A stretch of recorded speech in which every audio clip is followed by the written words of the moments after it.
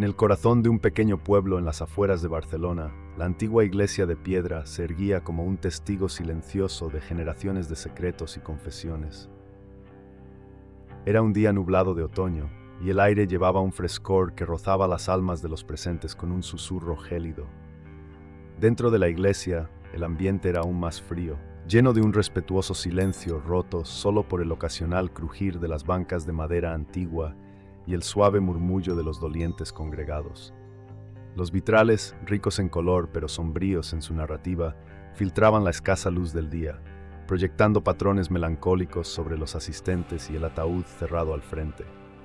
Cada uno de estos destellos parecía contar una parte de la vida de Alejandro Ruiz, un hombre cuyo rostro serio y pensativo aparecía ahora en una gran fotografía colocada cerca del altar. Su mirada en la foto parecía penetrar el espacio, casi como si desafiara la solemnidad de su propio servicio fúnebre. Alrededor del ataúd, familiares, amigos y conocidos de Alejandro murmuraban entre sí, compartiendo anécdotas en voz baja y recordando momentos del pasado. Entre ellos, una figura pequeña se movía con inquietud, apenas visible entre los adultos. Era Carlos, de solo 7 años, el hijo de Alejandro. Su traje negro le quedaba grande, y su mirada, normalmente viva y curiosa, hoy estaba empañada por la confusión y el desconcierto. Carlos se deslizaba entre los grupos, escuchando fragmentos de conversaciones, sus pequeños zapatos resonando en el suelo de piedra con un eco que parecía demasiado fuerte para un lugar tan sombrío. Los adultos lo miraban de reojo, algunos con expresiones de simpatía, otros con una curiosidad reservada, preguntándose cómo estaría procesando la pérdida de su padre. De repente, mientras un coro lejano comenzaba un cántico fúnebre, llenando el espacio con su melancolía resonante, Carlos se detuvo. Su voz, clara y mucho más fuerte de lo que nadie esperaría de alguien tan joven, cortó el aire como un cuchillo. «Papá aún está vivo». El canto se detenía abruptamente, y el murmullo de la congregación se apagaba. Todas las miradas, antes dispersas y distraídas por el dolor o el protocolo, se centraban ahora en Carlos. El niño, con los ojos muy abiertos y la respiración agitada, miraba al ataúd y luego a la multitud, buscando en los rostros adultos algún tipo de confirmación o desmentida. La madre de Carlos, una mujer de aspecto cansado y ojos rojos por el llanto, se apresuraba hacia él, sus pasos resonando con urgencia. «Carlos, cariño, ¿qué estás diciendo?», le susurraba, intentando abrazarlo y calmar las aguas que su declaración había agitado. Pero el niño se zafaba suavemente, manteniendo su mirada fija en el ataúd. «Lo siento, mamá, pero es verdad. Lo siento aquí», decía el niño, poniendo una mano sobre su corazón, su voz cargada de una convicción que desafiaba su tierna edad. El silencio se prolongaba, pesado y denso, mientras los asistentes procesaban las palabras de Carlos. Algunos intercambiaban miradas cargadas de escepticismo, otros simplemente bajaban la vista, incómodos o tal vez temerosos de considerar la posibilidad de que el niño pudiera estar en lo cierto. Este momento de desconcierto y confusión marcaba un quiebre, no solo en la ceremonia, sino en lo que sería una serie de revelaciones y descubrimientos que cambiarían para siempre la vida del pequeño pueblo. Tras la inesperada afirmación de Carlos en la iglesia, el ambiente que inicialmente se teñía de tristeza y respeto se transformaba ahora en uno de intriga y desconcierto. La policía local, que había acudido al funeral de Alejandro Ruiz principalmente por cortesía y para mantener el orden en eventos de gran convocatoria, se encontraba de pronto en el centro de una situación potencialmente embarazosa y alarmante.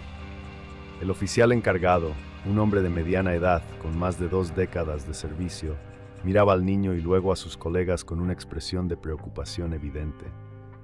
A pesar de la solemnidad del evento, la seriedad de la acusación de Carlos no podía ser ignorada. Con una mirada de asentimiento hacia su equipo, daba la señal para que se procediera con discreción, pero con la urgencia que la circunstancia demandaba.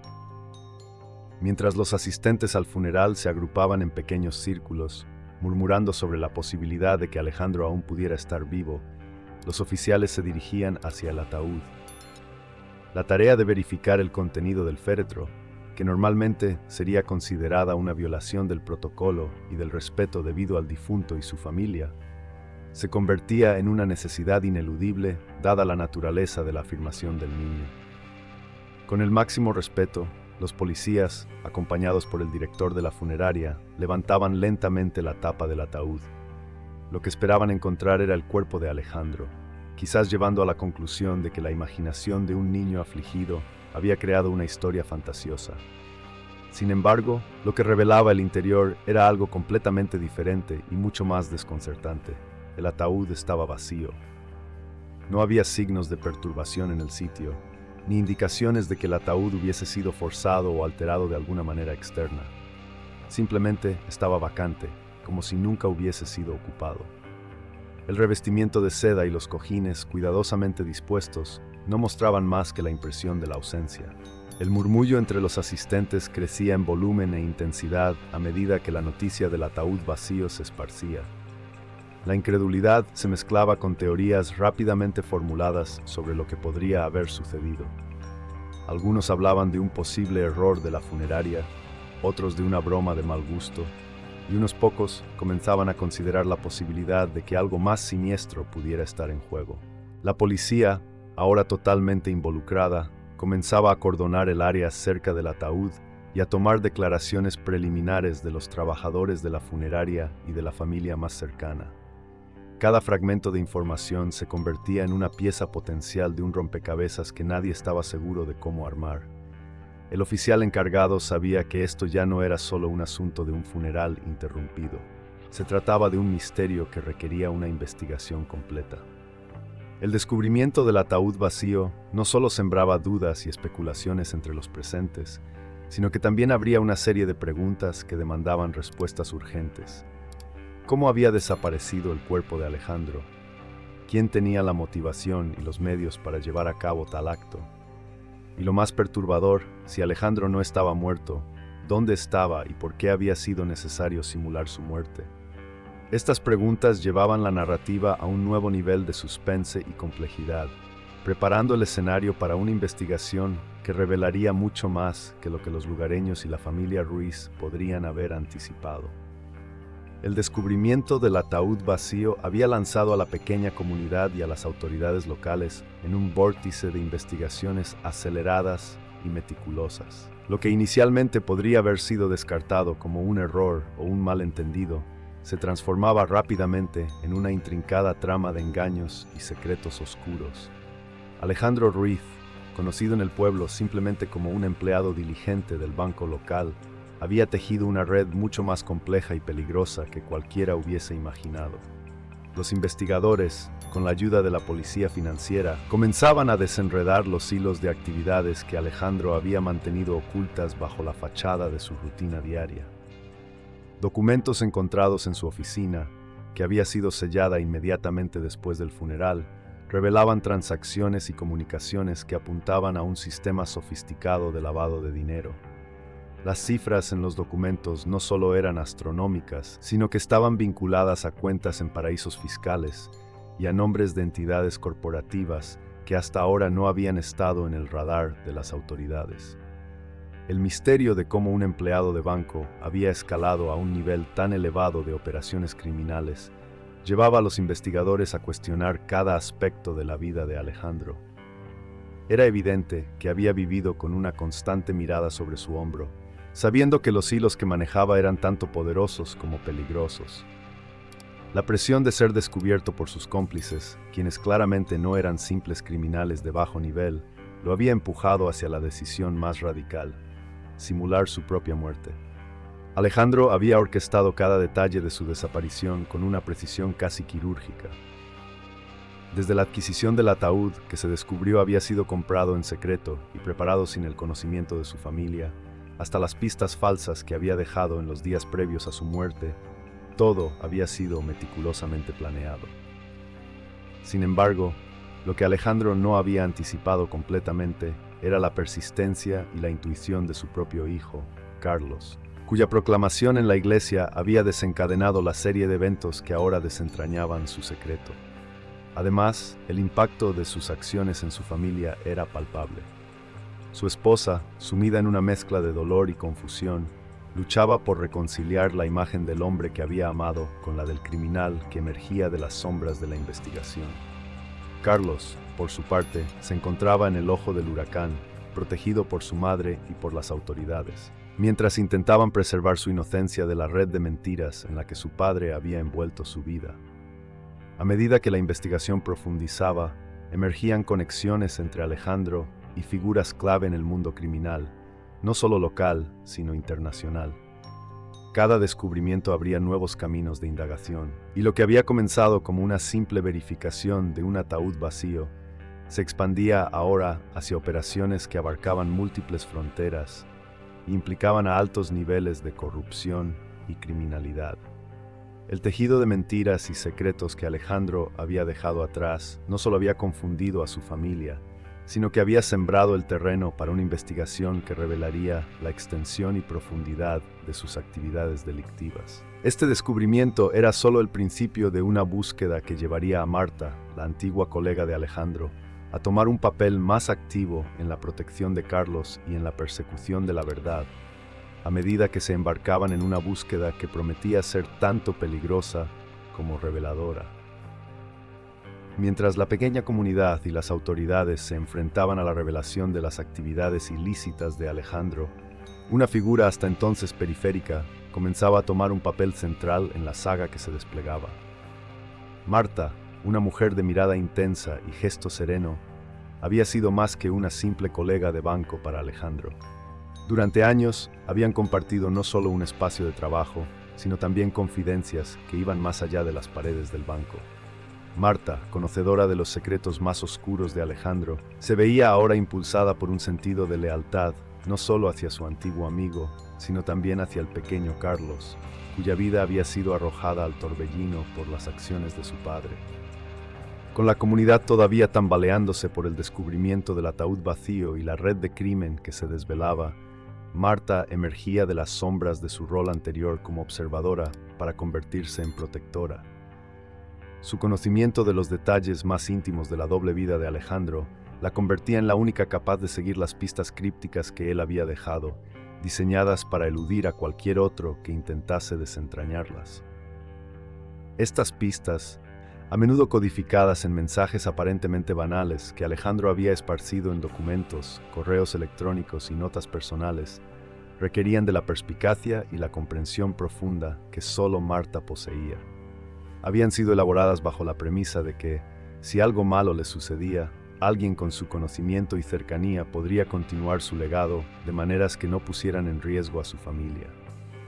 Marta comenzaba a reconstruir el rompecabezas, visitando los lugares que Alejandro mencionaba en sus comunicaciones, cada uno revelando un aspecto más de su plan y de las medidas extremas a las que había recurrido para protegerse de aquellos que lo amenazaban.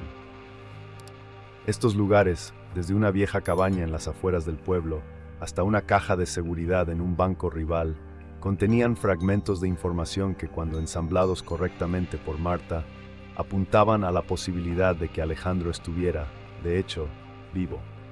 Cada descubrimiento llevaba a Marta y a Carlos, quien insistía en acompañarla a pesar de los peligros, a una comprensión más profunda de la desesperación y la determinación de Alejandro. Sin embargo, estos descubrimientos también los exponían a mayores riesgos. No estaban solo las fuerzas de la ley tras la pista de Alejandro, sino también aquellos criminales que habían sido traicionados por él. Marta se encontraba así en una carrera contra el tiempo, tratando de descifrar el último paradero de Alejandro antes de que sus enemigos pudieran hacerlo. Mientras seguían las pistas, Marta se aseguraba de que Carlos entendiera la seriedad de su empresa sin asustarlo demasiado. Se había convertido en su guardiana, tanto emocional como físicamente, asegurándose de que el niño mantuviera una semblanza de normalidad en medio del caos que envolvía su existencia. Esta dinámica entre protectora y protegido fortalecía su vínculo, preparándolos para los desafíos que aún estaban por enfrentar. El compromiso de Marta con la protección de Carlos y la resolución del misterio que Alejandro había dejado atrás no solo los conducía a través de un laberinto de peligros y descubrimientos, sino también hacia una profundización de sus propias vidas. Marta, en su papel de protectora, se encontraba cada vez más inmersa en una red de decisiones morales y éticas, mientras se preparaban para continuar su búsqueda, una búsqueda que prometía ser tan reveladora como peligrosa. A medida que Marta, Carlos y Javier se embarcaban en la ruta trazada por las pistas dejadas por Alejandro, cada jornada se convertía en un descenso más profundo en el enigmático mundo que él había construido. España, con su rica historia y sus paisajes variados, servía como un vasto telón de fondo para una búsqueda que se extendía desde las playas bañadas por el sol del sur hasta los pueblos oscurecidos por las sombras de los Pirineos en el norte. Javier, con su experiencia y su instinto afinado por años en la fuerza policial, había salido de su retiro impulsado por la naturaleza intrigante del caso. Aunque había dejado atrás su placa, la promesa de resolver un que entrelazaba el crimen con la lealtad y el amor paterno era demasiado tentadora para ignorar. Su presencia aportaba no solo un aire de autoridad a la expedición, sino también un conocimiento profundo de cómo operaban las redes criminales en su patria. En cada parada descubrían algo nuevo sobre Alejandro: una cuenta bancaria no declarada, una propiedad en nombre de terceros, mensajes codificados en la obra de arte de un hotel boutique donde había estado. Cada pieza añadía profundidad a la imagen de un hombre que había estado jugando un juego peligroso. Estas revelaciones no solo delineaban la astucia y la desesperación de Alejandro, sino también la peligrosidad de los que lo buscaban. Las pistas demostraban que Alejandro había temido lo suficiente por su vida como para desaparecer, dejando tras de sí un laberinto de señales y advertencias. Mientras seguían la ruta marcada por las pistas, Marta y Javier educaban a Carlos sobre cómo leer los signos ocultos en lo cotidiano, enseñándole a ver el mundo a través de los ojos de un detective. Carlos, absorbido por la aventura, absorbía cada lección con una mezcla de admiración y la seriedad que la situación requería. Era un niño lanzado prematuramente al mundo sombrío de los adultos, pero su aguda observación y su innata inteligencia lo convertían en un participante activo en su propia protección y en la búsqueda de la verdad sobre su padre. Cada destino no solo revelaba más sobre las actividades clandestinas de Alejandro, sino que también exponía a Marta, Carlos y Javier a nuevos riesgos. En varias ocasiones se encontraban siguiendo pistas que los llevaban a encuentros cercanos con individuos que preferirían que el pasado de Alejandro permaneciera enterrado. La tensión de saberse observados, de sentir que cada movimiento podría estar siendo monitoreado por ojos hostiles, añadía un filo de peligro real y presente a su misión. Sin embargo, el vínculo que crecía entre ellos se fortalecía con cada desafío superado. Marta, en particular, encontraba en Carlos y Javier una especie de familia elegida, unida no por la sangre sino por la búsqueda compartida de justicia y verdad. Su protección hacia Carlos se intensificaba con cada revelación, consciente de que la red de mentiras de Alejandro podría aún tener consecuencias mortales para su hijo. Con cada pieza del rompecabezas que encajaban, la imagen de Alejandro como un informante de la policía comenzaba a tomar forma. Revelaciones sobre su doble vida como colaborador en investigaciones contra el crimen organizado explicaban muchas de sus acciones y la profundidad de su desesperación por proteger a su familia. Era evidente que había estado ayudando a la policía bajo gran riesgo, una traición que lo había convertido en objetivo de sus peligrosos asociados y que ahora Marta, Carlos y Javier estaban a punto de entender completamente. A medida que la búsqueda de Marta, Carlos y Javier se adentraba en territorios cada vez más complejos y sombríos, las revelaciones sobre la vida oculta de Alejandro se hacían más profundas y perturbadoras. Los tres viajeros no solo seguían pistas físicas a lo largo de España, sino que también se adentraban en el laberinto de decisiones morales y peligros que Alejandro había enfrentado en sus últimos años. La información que iban descubriendo indicaba que Alejandro, lejos de ser simplemente un empleado bancario involucrado en operaciones de lavado de dinero, había desempeñado un rol mucho más arriesgado y crucial, el de informante de la policía. Este papel había sido adoptado no por ambición personal, sino como una estrategia desesperada para redimirse y proteger a su familia de las consecuencias de sus acciones pasadas. Alejandro había sido parte integral de investigaciones que apuntaban a desmantelar redes de crimen organizado que se extendían más allá de las fronteras de España, lo que explicaba la meticulosa y casi paranoica forma en que había organizado su desaparición. Cada documento, cada mensaje codificado que descifraban, revelaba el enorme peso que Alejandro había llevado en silencio. Había vivido con la constante amenaza de que sus asociados criminales descubrieran su traición, lo que no solo pondría su vida en peligro, sino que también arrastraría a su familia al vórtice de represalias violentas. Su decisión de desaparecer, lejos de ser un acto de cobardía, era un sacrificio desgarrador por amor. El viaje de Marta, Carlos y Javier no solo era físico, sino emocional. Mientras más aprendían sobre las verdaderas circunstancias de Alejandro, más compleja se volvía la red de emociones y lealtades. Carlos, aunque joven, comenzaba a entender la magnitud de los sacrificios de su padre y la pesada carga de secretos que había soportado.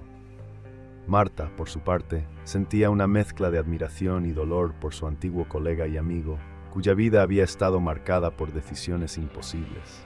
La búsqueda también los ponía en un riesgo cada vez mayor. A medida que seguían desenredando la madeja de la doble vida de Alejandro, se hacían visibles para aquellos que preferirían mantener esos secretos enterrados. Javier, con su experiencia policial, era consciente de los signos de vigilancia y seguimiento. Sabía que debían proceder con una precaución aún mayor, utilizando todas las técnicas de evasión y contraespionaje que conocía para proteger al grupo de potenciales amenazas. Este nuevo entendimiento sobre la vida de Alejandro y la continua exposición al peligro forjaban un vínculo aún más fuerte entre ellos. Se habían convertido en una unidad cohesionada, cada uno desempeñando un rol crucial en la protección de los demás y en la búsqueda de la verdad. La determinación de Marta y Javier de proteger a Carlos a cualquier costo se solidificaba con cada paso que daban, preparándolos para enfrentar las realidades aún más duras que sabían estaban por venir. Con el crepúsculo como telón de fondo en una pequeña ciudad al norte de España, el grupo se preparaba para adentrarse en la siguiente fase de su viaje, una que prometía revelar aún más sobre los peligrosos enemigos de Alejandro y la red de crimen que los rodeaba. Se dirigían hacia una casa abandonada en las montañas de Andorra, un lugar que, según las últimas pistas descifradas, podría contener la clave para encontrar a Alejandro, o al menos para entender completamente las razones detrás de su drástica desaparición. El viaje de Marta, Carlos y Javier hacia Andorra estuvo marcado por una tensión palpable, intensificada por el abrupto cambio en el paisaje y el clima a medida que ascendían a las alturas de los Pirineos. Las montañas de Andorra, con sus cumbres cubiertas de nieve y valles oscuros, parecían esconder secretos tan profundos y antiguos como las piedras mismas. Era en este entorno, aislado y casi místico, donde esperaban encontrar finalmente a Alejandro. Después de varias horas de una ardua travesía por caminos serpenteantes y poco transitados, llegaban a una pequeña casa abandonada que se asomaba precariamente al borde de un acantilado. El viento aullaba entre los árboles desnudos, y las nubes bajas otorgaban al lugar un aire aún más espectral y abandonado. Sin embargo, era aquí, en este refugio olvidado por el tiempo y los hombres, donde las pistas habían llevado a Marta, Carlos y Javier. Al acercarse a la casa, la atmósfera se cargaba de una electricidad silenciosa. Cada paso resonaba sobre el suelo cubierto de hojas secas. Cada mirada exploraba sombras que podían ocultar tanto peligros como revelaciones. Al abrir la puerta crujiente de la casa, se encontraban con una escena que parecía sacada de una película de suspenso. En el centro de una habitación apenas iluminada por la luz que se filtraba a través de las ventanas enteladas, estaba Alejandro. Alejandro, el hombre que habían conocido como un banquero respetuoso y padre devoto, lucía irreconocible. Su cabello, una vez meticulosamente peinado, ahora caía en desorden sobre su rostro cansado y barbudo. Sus ojos, antes llenos de una calma calculadora, reflejaban ahora el miedo y la paranoia de alguien que había estado escondiéndose de sus propios demonios. Al ver a Marta, Carlos y Javier, un torrente de emociones cruzaba su rostro: alivio, miedo, vergüenza y una profunda tristeza. El reencuentro era un torbellino de emociones contrapuestas. Carlos, al ver a su padre, corría hacia él con una mezcla de alegría y confusión, mientras Marta y Javier permanecían cautelosos, conscientes de que el peligro aún no había pasado. Alejandro abrazaba a su hijo, murmurando disculpas y promesas, su voz quebrada por la emoción y el alivio al ver que Carlos estaba seguro y acompañado por personas de confianza. Sin embargo, la tensión no disminuía. Alejandro explicaba en voz baja y apresurada que había estado esperando el momento seguro para rebelarse, temiendo siempre por la seguridad de su familia más que por la suya. Sabía que sus antiguos asociados aún lo buscaban y que su traición al mundo criminal no había sido olvidada ni perdonada. Mientras se reagrupaban en la sombría casa, discutiendo los siguientes pasos y la mejor manera de protegerse, la llegada de la policía, alertada previamente por Javier, ofrecía un nuevo tipo de esperanza. Con la ley de su lado, tal vez podrían comenzar a desenredar la compleja red de peligros que aún amenazaban. Justo cuando parecía que podrían tomar un momento para respirar y planificar con más calma, un sonido inesperado interrumpía sus preparativos. Era el crujido de un auto acercándose por el camino de grava, un sonido que no presagiaba nada bueno. Este giro inesperado les recordaba que la seguridad era aún una ilusión y que debían estar preparados para enfrentar lo que viniera a continuación. La tensa calma que se había sentado sobre la vieja casa en las montañas de Andorra se rompía abruptamente. El sonido de un vehículo aproximándose, quebrando la quietud del paisaje montañoso, era una clara señal de que el peligro estaba lejos de haber pasado. Alejandro, quien apenas comenzaba a sentir un atisbo de seguridad, tensaba su cuerpo, su mirada perdida momentáneamente en el miedo que había marcado su existencia desde que decidiera traicionar a sus asociados criminales. Marta, Carlos y Javier se posicionaban instintivamente en modo defensivo, mientras los faros de un coche antiguo perforaban la neblina que comenzaba a caer con la noche. El vehículo, un sedán de aspecto robusto y con las ventanas tintadas, se detenía con un chirrido frente a la entrada de la casa. La puerta se abría bruscamente, y de ella emergía una figura que representaba los fantasmas del pasado de Alejandro. Un ex cómplice, conocido en el bajo mundo por su brutalidad y falta de perdón. Este hombre, cuya lealtad hacia el mundo criminal no conocía límites, avanzaba con paso decidido hacia la casa, su mano derecha claramente ajustando algo bajo su chaqueta, un gesto ominoso que no auguraba nada bueno. La tensión en el aire se hacía casi tangible, cada segundo extendiéndose como un eterno preludio a la violencia que se cernía. Alejandro, atrapado entre el impulso de proteger a su hijo y el conocimiento de que cualquier movimiento en falso podría desencadenar una tragedia, se mantenía rígidamente en su lugar, su mirada fija en el hombre que una vez llamó amigo. Marta, con su instinto de protección a flor de piel, se colocaba sutilmente frente a Carlos, cuya comprensión de la situación se reflejaba en su rostro pálido y ojos muy abiertos. Javier, quien había enfrentado innumerables peligros en su carrera, pero ninguno tan personal, sabía que debía actuar rápido. Evaluando la situación con la precisión de un estratega, extrajo su arma, una presencia constante bajo su chaqueta, y la apuntaba con mano firme hacia el intruso. La confrontación, cargada de un silencio espeso, se ve interrumpida solo por el eco distante de la vida salvaje en las montañas. El antiguo cómplice de Alejandro, con la confianza de quien se siente en control, comenzaba a hablar, su voz un ronco susurro que llevaba consigo veneno y amenaza. Sin embargo, antes de que pudiera avanzar más, Javier, con la calma de quien ha recorrido estos escenarios demasiadas veces, apretaba el gatillo. El disparo resonaba con una brutalidad final, cortando cualquier intención de diálogo o negociación. El hombre caía al suelo, neutralizado eficazmente por Javier, su arma deslizándose inútilmente de su mano.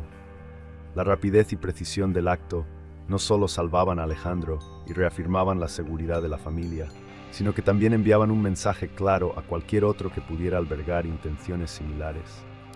Con el atacante incapacitado, la urgencia de contactar a las autoridades se convertía en la prioridad.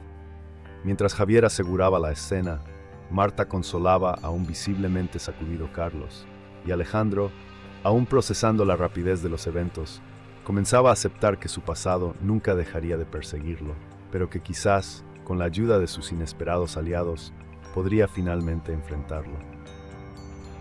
Con los criminales finalmente capturados y Alejandro a salvo, la familia podía comenzar a contemplar la posibilidad de reconstruir su vida, una vida libre de las sombras que habían amenazado su existencia. Después del tenso enfrentamiento en las montañas de Andorra y con la amenaza inmediata neutralizada, Alejandro y su familia enfrentaban el amanecer de una nueva realidad.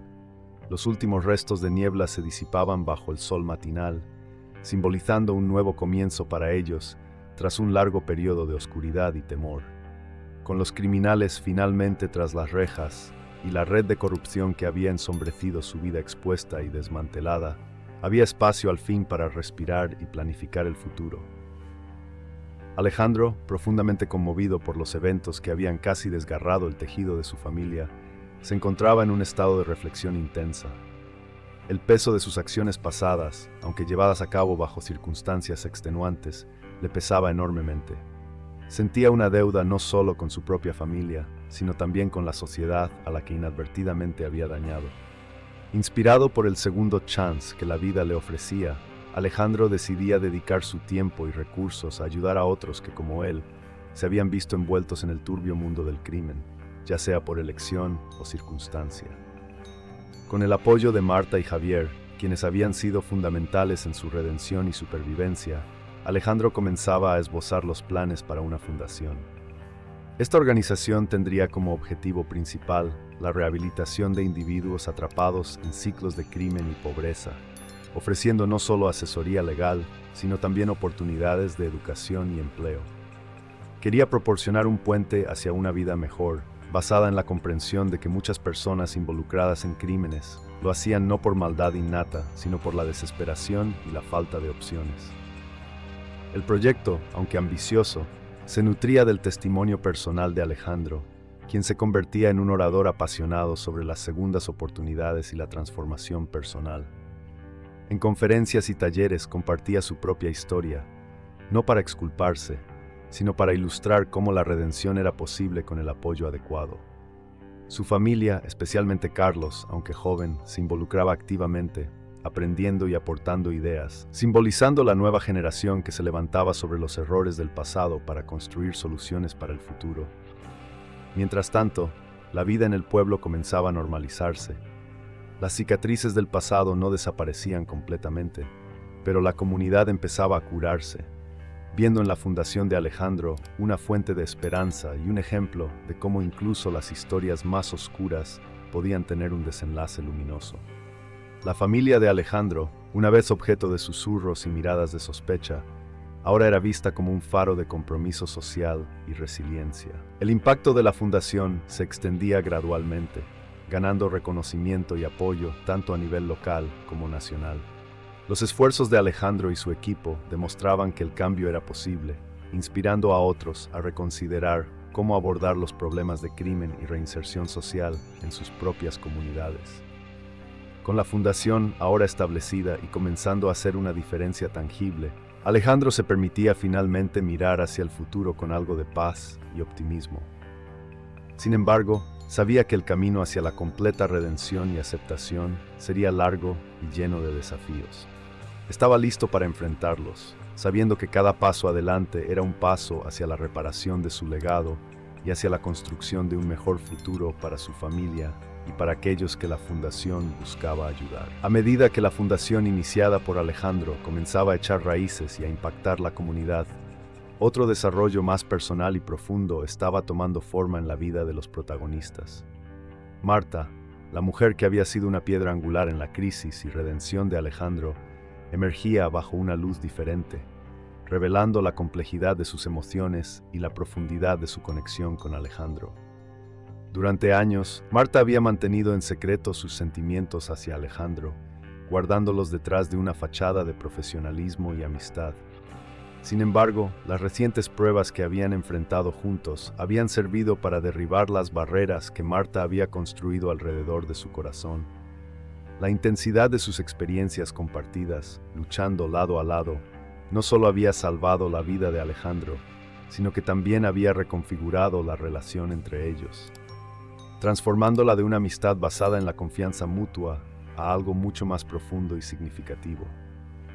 Alejandro, liberado de las sombras de su pasado y enfrentando un futuro que prometía nuevas oportunidades para enmendar errores, comenzaba a ver a Marta no solo como una salvadora, sino como una compañera en todos los sentidos. Su gratitud hacia ella se había convertido en admiración y con el tiempo en amor.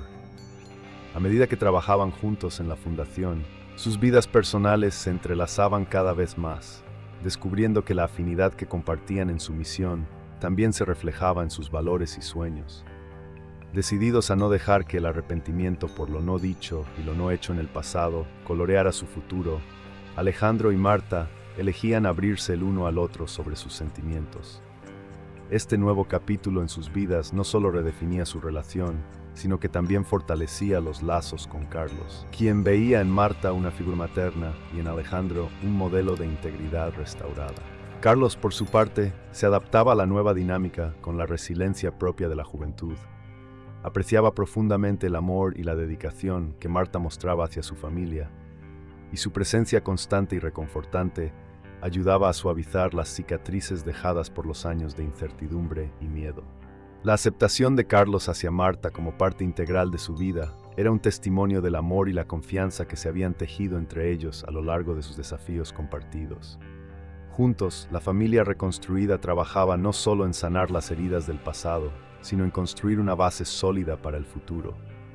Su hogar, una vez un lugar de secretos y silencios, se transformaba en un espacio de diálogo abierto y apoyo mutuo. Los proyectos de la Fundación, que abarcaban desde la rehabilitación de exdelincuentes hasta programas educativos para jóvenes en riesgo, se convertían en una extensión de su compromiso con hacer del mundo un lugar mejor, no solo para ellos, sino para todos aquellos que necesitaban una segunda oportunidad. Con la fundación establecida y comenzando a generar cambios positivos, Alejandro, Marta y Carlos se encontraban en la cúspide de una nueva etapa de sus vidas. Estaban listos para enfrentar juntos los desafíos que venían, seguros de que sin importar lo que el futuro trajera, su unión les proporcionaría la fuerza para superarlo. Con este espíritu de determinación y esperanza, miraban hacia adelante, preparados para cualquier prueba, sabiendo que cada paso que daban era un paso hacia un futuro compartido y prometedor. A medida que Alejandro, Marta y Carlos se adentraban en esta nueva etapa de sus vidas, su compromiso se extendía más allá de los límites personales y familiares para abarcar toda la comunidad que los rodeaba. No se trataba solo de reconstruir sus propias vidas, sino de influir positivamente en el entorno que había sido testigo de sus luchas y triunfos. El corazón de su misión se encontraba en la fundación que habían establecido, pero su impacto comenzaba a sentirse en cada rincón de su pequeña ciudad. Bajo la dirección de Alejandro, quien había encontrado una nueva vocación en su papel de líder comunitario, la fundación lanzaba una serie de programas diseñados para apoyar a las personas más afectadas por las redes de crimen que una vez lo habían atrapado. Estos programas incluían talleres de habilidades laborales, asesoramiento psicológico y asistencia legal. Todos servicios esenciales que buscaban ofrecer una mano amiga a aquellos que deseaban alejarse de la vida criminal y reconstruir sus existencias. Marta, con su experiencia en administración y finanzas, se encargaba de asegurar que la fundación funcionara de manera eficiente y transparente. Su habilidad para gestionar recursos y coordinar con otras organizaciones era indispensable para el crecimiento y la sostenibilidad del proyecto. Además, Marta implementaba programas específicos para mujeres y niños, reconociendo que estos grupos eran a menudo los más vulnerables y afectados indirectamente por el crimen. Carlos, aunque joven, se involucraba activamente en las actividades de la fundación, especialmente en iniciativas dirigidas a jóvenes. Su historia personal y su evolución resonaban con muchos adolescentes de la comunidad, quienes veían en él un ejemplo de resiliencia y esperanza. Carlos se dedicaba a programas de mentoría, compartiendo su experiencia y aprendizajes con otros niños y jóvenes que habían sido tocados por circunstancias familiares complicadas. El trabajo de la fundación comenzaba a dar frutos visibles.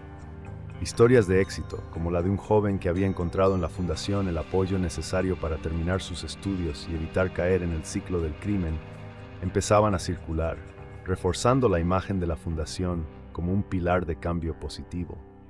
La comunidad, inicialmente escéptica debido al pasado de Alejandro, gradualmente empezaba a ver la fundación como un elemento esencial para el desarrollo local.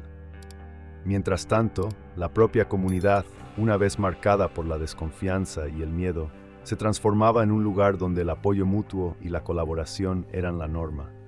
Vecinos que antes apenas se saludaban ahora participaban juntos en eventos organizados por la fundación, ayudando en la restauración de parques y espacios públicos o asistiendo a ferias de salud y educación. Este renacimiento comunitario no solo cambiaba la fisonomía del pueblo, sino también el espíritu de sus habitantes. Alejandro, Marta y Carlos no solo reconstruían sus vidas, sino que tejían una red de solidaridad y apoyo que abarcaba toda la comunidad. Con el crecimiento de la fundación y el fortalecimiento de la comunidad, el trío se preparaba para enfrentar nuevos retos y expandir su impacto aún más. Alejandro, en particular, comenzaba a contemplar la posibilidad de replicar el modelo de la fundación en otras comunidades afectadas por problemas similares, con la esperanza de que el mensaje de cambio y esperanza pudiera alcanzar a una audiencia más amplia y diversa. Este nuevo objetivo marcaba el inicio de una fase expansiva, no solo para ellos, sino para todos los que se beneficiaban de su trabajo.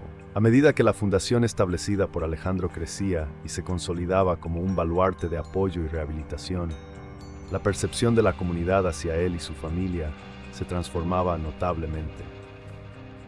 Alejandro, quien una vez fue visto con desconfianza y hasta desdén por sus oscuros antecedentes, ahora emergía como un faro de esperanza y un símbolo viviente de redención. Su historia resonaba a través del pueblo no como un cuento de advertencia, sino como una parábola de transformación y coraje.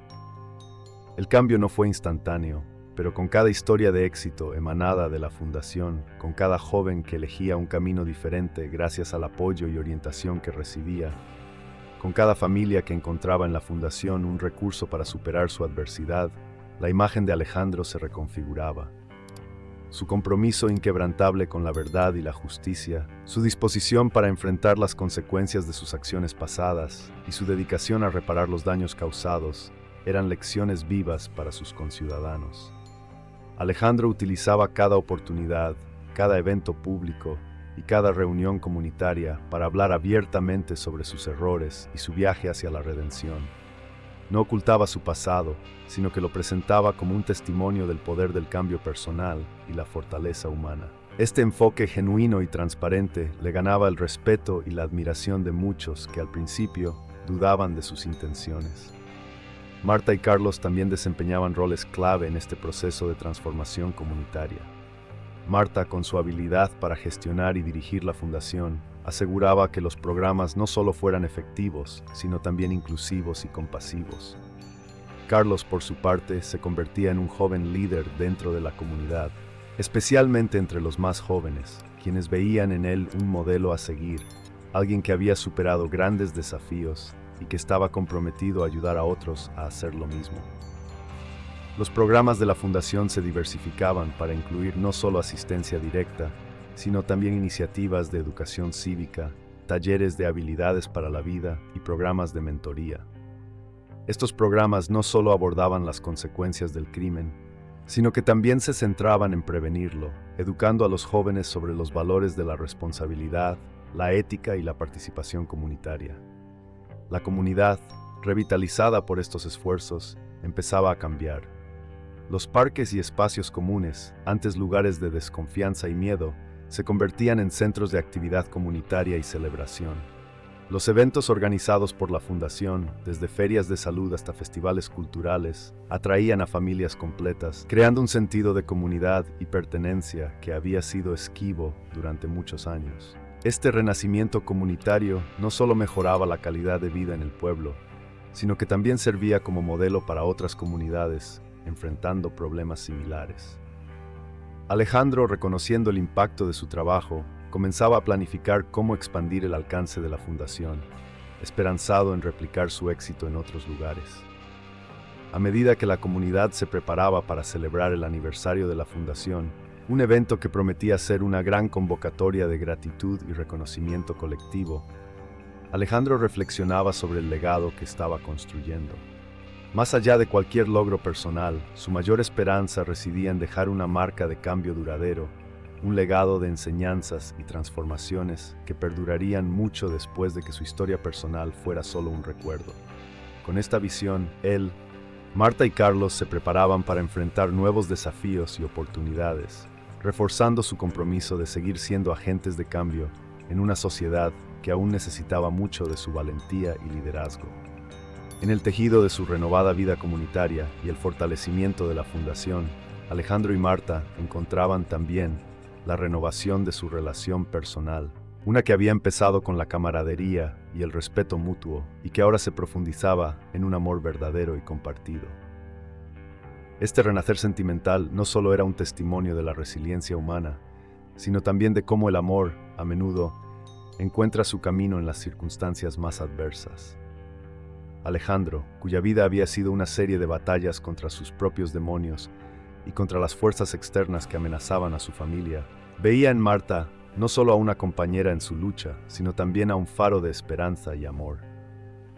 Sus momentos juntos, inicialmente marcados por la necesidad de apoyo mutuo en tiempos de crisis, se habían transformado gradualmente en oportunidades para redescubrirse el uno al otro, no solo como socios en una causa común, sino como individuos con deseos, sueños y miedos compartidos. Marta, por su parte, experimentaba una sensación similar de redescubrimiento. Había visto en Alejandro una fuerza y una determinación que la inspiraban, pero también una vulnerabilidad que lo hacía profundamente humano y accesible. Su amor, que había comenzado en secreto, se había alimentado en el calor de la adversidad y ahora florecía abiertamente, fortalecido por las pruebas que habían superado juntos. La transformación de su relación se evidenciaba en cada aspecto de sus vidas. Trabajando codo con codo en la fundación, compartían una visión para el futuro que iba más allá de sus logros individuales. Cada proyecto, cada iniciativa que lanzaban, estaba imbuido de su compromiso compartido, no solo para cambiar el mundo a su alrededor, sino para nutrir el mundo que habían construido entre ellos. En las reuniones, en los eventos, incluso en las sesiones de planificación, los demás podían sentir la sinergia entre ellos. Una dinámica que inspiraba a todos en la fundación a perseguir sus propias pasiones y asociaciones con igual fervor. En casa, su relación se enriquecía con cada conversación, cada pequeña rutina compartida. Las cenas se convertían en momentos para reflexionar no solo sobre el trabajo del día, sino sobre sus esperanzas y planes para el futuro. Las risas de Carlos, quien observaba con alegría la creciente felicidad de sus figuras parentales, llenaban el ambiente, recordándoles que lo que construían juntos tenía un impacto profundo y personal. Incluso en momentos de descanso, cuando la fundación les permitía breves pausas, encontraban confort en la simplicidad de su compañía mutua. Un paseo por el parque, un momento de silencio compartido mirando el atardecer, cada pequeño gesto reforzaba su conexión y profundizaba su compromiso el uno con el otro. Este amor redescubierto entre Alejandro y Marta no solo revitalizaba sus propias vidas, sino que servía como un pilar fundamental en su misión de reconstrucción personal y colectiva. Era una prueba viviente para la comunidad que los rodeaba de que el amor podía ser un agente de cambio tan poderoso como cualquier iniciativa social o acto de benevolencia. Con este amor fortalecido y su pasión por su trabajo más clara que nunca, se preparaban para enfrentar el próximo capítulo de sus vidas. Sabían que, sin importar los desafíos que enfrentaran, tenían en cada uno un socio, un amigo y un amor que les daba la fuerza para continuar. Así, con el corazón lleno y el espíritu elevado, Alejandro y Marta se disponían a llevar su misión a un nuevo nivel, listos para inspirar y ser inspirados en la fundación y más allá. Tras los desafíos superados y los lazos de amor y compromiso reforzados entre Alejandro, Marta y Carlos, la familia se encontraba en el umbral de una nueva era. La fundación que habían establecido juntos no solo había rejuvenecido su entorno comunitario, sino que también había revitalizado su núcleo familiar, brindándoles un sentido renovado de propósito y unidad. Ahora, con un sentimiento de fortaleza compartida, veían cada nuevo día como una hoja en blanco, una oportunidad para imprimir un cambio positivo tanto en su hogar como en la comunidad más amplia. Alejandro, quien había pasado de ser un hombre perseguido por su pasado a un líder comunitario respetado, encontraba en cada amanecer una chance para demostrar que la redención era posible y que el segundo chance que la vida le había dado podía ser utilizado para sembrar bondad y justicia. Marta, cuya eficiencia y empatía habían sido fundamentales en la estructuración de la fundación, continuaba desempeñando un papel crucial en su expansión y en la profundización de sus programas. Su habilidad para conectar con las personas, entender sus necesidades y ayudarlas a encontrar su propio camino de recuperación era más que una profesión, era su vocación. Ella veía cada proyecto exitoso y cada vida cambiada como un reflejo del amor y la dedicación que había puesto en su trabajo. Carlos, por su parte, crecía bajo la tutela de dos figuras que no solo le enseñaban sobre la importancia de la responsabilidad y la compasión, sino que también vivían esos valores día a día. Involucrado en varias iniciativas juveniles de la Fundación, se estaba convirtiendo en un joven líder, utilizando su historia personal para inspirar y orientar a otros jóvenes. Su desarrollo era una fuente de orgullo para Alejandro y Marta, quienes veían en él no solo el legado de su amor, sino también la promesa de un futuro mejor. El hogar que compartían reflejaba esta nueva fase de sus vidas. Cada espacio estaba impregnado con recuerdos de los momentos que habían superado y las lecciones que habían aprendido juntos. Las paredes, adornadas con fotos de eventos de la Fundación y dibujos de niños que habían ayudado, eran testigos mudos del impacto que habían tenido más allá de las puertas de su casa. Asimismo, la interacción con la comunidad era más fuerte que nunca. Alejandro y Marta eran figuras habituales en eventos comunitarios, donde compartían su experiencia y apoyaban diversas causas. Su presencia era un recordatorio constante de que el cambio real y duradero es posible cuando las personas se unen por un bien común.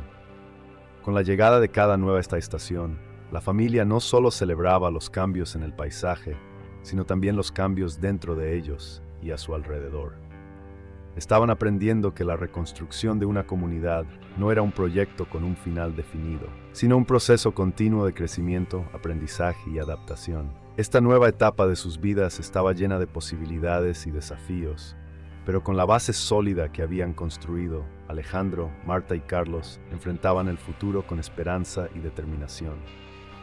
Estaban listos para continuar su viaje, sabiendo que cada pequeño esfuerzo sumaba a un gran cambio.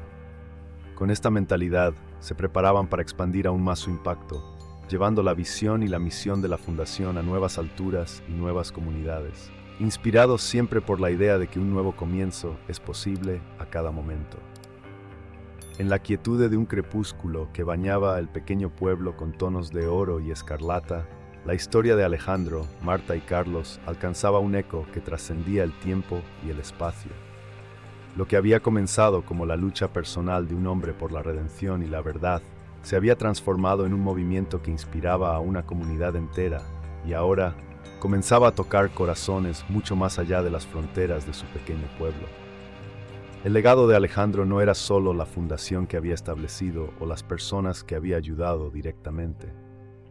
Era, más profundamente, la demostración palpable de que el cambio genuino es posible cuando se enfrentan los errores del pasado con valentía y se trabaja incansablemente por el bien común.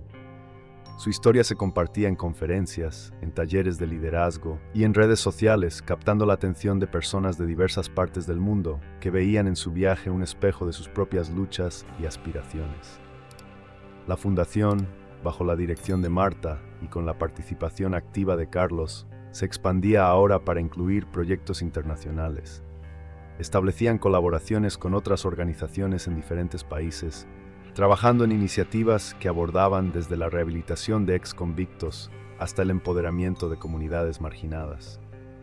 Cada nuevo proyecto estaba imbuido del espíritu de Alejandro, la creencia en la segunda oportunidad, en la capacidad humana de superar la adversidad y en el poder transformador de la solidaridad y el compromiso comunitario. Mientras tanto, Carlos crecía no solo en estatura, sino en sabiduría y empatía.